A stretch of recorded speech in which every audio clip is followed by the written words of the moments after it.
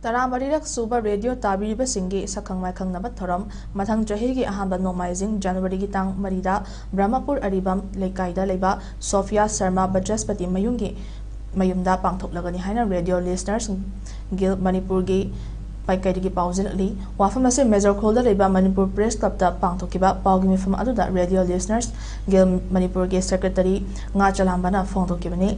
mahakna makha tarduna hariba sakhang maikhangnaba gi tharam masida hanagum radio gi program asida hena development puraknaba wafam sing su khanaduna radio station da suggestion sing pinaba gi tanja su lawani loidana numit asida tonganba community radio listeners group ki oiba sakhang maikhangnaba gi thoram su pangthok pidanaba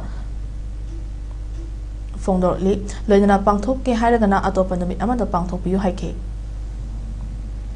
Manipur Leba, radio, Nushiriba, radio, Tabiriba, Yampuna, Serbia, Haina, radio listener, Gil Manipur, Secretary Muna, Yam Honda, Hajar. Luna Haiba, Numit Asida, Kanaguma, Noi Krana, radio, money, Lanai, Habati.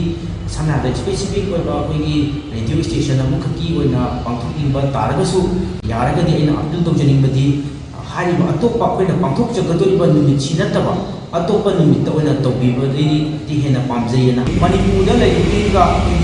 radio station kunimaki staff sing announcer sing amadi listener sing na ko lebi rakuni hari ba thoram sibu srong yapi haina media gi electronics media